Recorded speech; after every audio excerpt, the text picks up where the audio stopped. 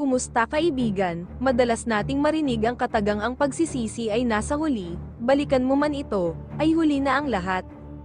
Tunghayan natin ngayon ang isang kwento na magbibigay sa atin ng aral tungkol sa pagpapahalaga sa bawat oportunidad na dumarating sa ating buhay. Si John ay isang karpintero, na nagtrabaho ng 35 taon kasama ang isang kontratista sa mga proyekto ng paggawa ng bahay. Kilala siya sa kanyang mahusay na trabaho at dedikasyon. Ngunit pagkatapos ng ilang taon, naramdaman niya na oras na para magretiro, naniniwala siyang karapat-dapat na siyang magpahinga at mas gusto niyang gumugol ng mas maraming oras sa kanyang pamilya. Isang araw, inipon niya ang kanyang lakas ng loob at kumatok sa pintuan ng opisina ng kanyang boss. Pinapasok siya nito at nagtanong kung ano ang kanyang kailangan. Pumasok si John at sinabi, "Sir, 35 magagandang taon na po akong nagtatrabaho kasama ninyo. Ngunit sa palagay ko ay oras na para ako ay magretiro.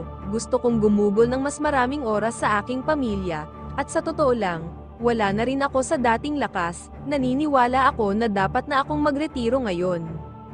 Nakinig ng mabuti ang kanyang boss at sumagot, "Sigurado ka ba? Maganda ang iyong trabaho at sa palagay ko ay maaari ka pang magtrabaho ng ilan pang taon." Ngunit umiling si John, "Hindi na po, Sir, desisyon ko na po ito. Napakasaya ko po sa pagtatrabaho kasama ninyo. Ngunit kailangan ko na pong mag-focus sa aking pamilya." Tumango ang boss at sinabi, "Sige, iginagalang ko ang iyong desisyon, ngunit bago ka umalis, may isa akong hiling. Maaari ka bang gumawa ng isa pang bahay para sa akin? Pagkatapos noon, maaari ka nang magretiro." Nag-atubili si John, desidido na siyang umalis. At ngayon ay parang pabigat pa ang hindi inaasahang trabaho, ngunit 35 taon na siyang nagtrabaho kasama ang boss, at parang imposibleng tumanggi, kaya, sa kabila ng pag-aatubili, sumang-ayon din siya, "Sige po, Sir, gagawa po ako ng huling bahay na ito para sa inyo." Kinabukasan, sa unang araw ng paggawa, wala siyang ganang magtrabaho. Nagtrabaho siya ng walang sigla o interes, hindi siya nag-effort sa disenyo o binigyang pansin ang kalidad ng mga materyales, hindi niya sineryoso ang pangangasiwa, at lahat ay ginawa niya ng pabigla-bigla. Mabilis na natapos ang bahay, ngunit malayo ito sa kanyang karaniwang mataas na pamantayan. Nang matapos na ang bahay, pumunta siya sa kanyang boss at sinabi, "Narito po, tapos na ang huling proyekto ninyo. Pwede na po ba akong magretiro?" Ngumiti ang boss at sinabi, "Salamat.